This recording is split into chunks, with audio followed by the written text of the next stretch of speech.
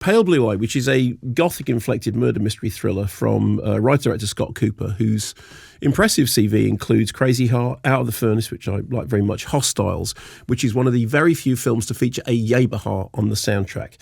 What?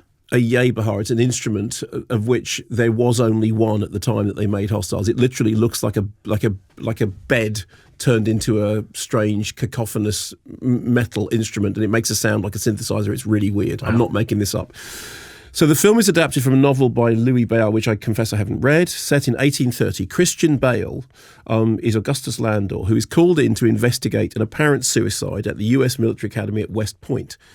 Whilst he is there, he meets the young Edgar Allan Poe, played by Harry Melling, known to audiences as Dudley Dursley, and apparently grandson of Patrick Troughton. Blimey,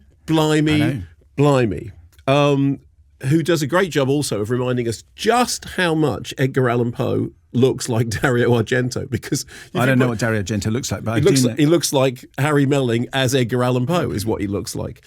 So Poe is great with puzzles and mysteries, and there is a hanged man. This suicide was a hanging, but it becomes very evident early on. It wasn't a hanging. It looks like it was something suspicious. There was a piece of paper clutched in his hand, and Landor and Poe piece together the evidence and conclude that firstly it wasn't suicide. Secondly, there is something of the night about this case. Toby Jones is Dr. Daniel Marquis, and Gillian Anderson is his very, very difficult wife, Julia. Here's a clip. Please let me introduce you to my wife, Julia. I've heard so much about you. Oh, it's a pleasure. Aren't you the gentleman inquiring after Mr. Fry's death? I am. Well, we were just discussing the matter. Indeed, my husband informs me that despite his own heroic efforts, the body of Mr. Fry has been judged too far along for public display.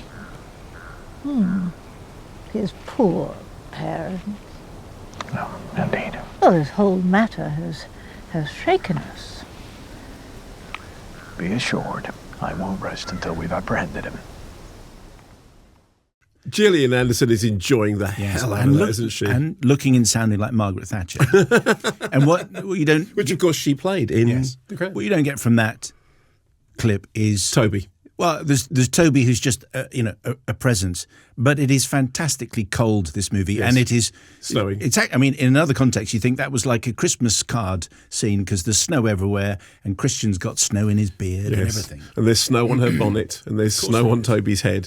But Gillian Anderson clearly relishing the chance Every to second. be, and actually as the film goes on, her character becomes more, in inverted commas, difficult, leading to a spectacular dinner table scene. Redefining the concept of difficult. Of being difficult, yeah. So both the film and the novel take their title inspiration from The Telltale Heart. So this is both a whodunit and a kind of origins of Edgar Allan Poe and, where all this stuff comes from. It does have an atmosphere to it. I think that Melling is terrific as Poe. I think he's really, really good. He is one of a number of actors like Christian Bale, Toby Jones, Simon McBurney, Tim Spall, all putting US actors out of jobs. Totally. Whilst playing Americans apparently more convincingly than Americans can do it, which is kind of interesting. I mean, I think Scott Cooper is very good at atmosphere. And the first thing you said about this film, you said it's very cold. It has a chilling feel to it. And of course it is a chilling tale. That's why I said it has something of the night about it. And it is on one level a tale in a very Edgar Allan Poe way of we're all doomed. We're all doomed. And I mean it's a little languorous. And what I think would have to be described as the fourth act is like, what? Really? Yeah. But I did enjoy it. I mean, it's in cinemas, limited cinema release, and then it's on Netflix from January the 6th.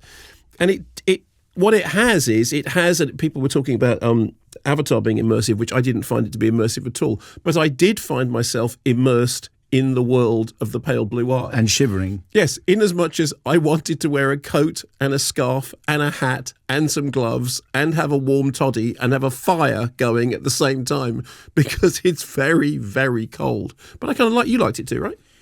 I thought it was terrific. And just when you go through that cast list, I think it's amazing. And they all put in very fine performances. And I always find Christian Bale very compelling to watch.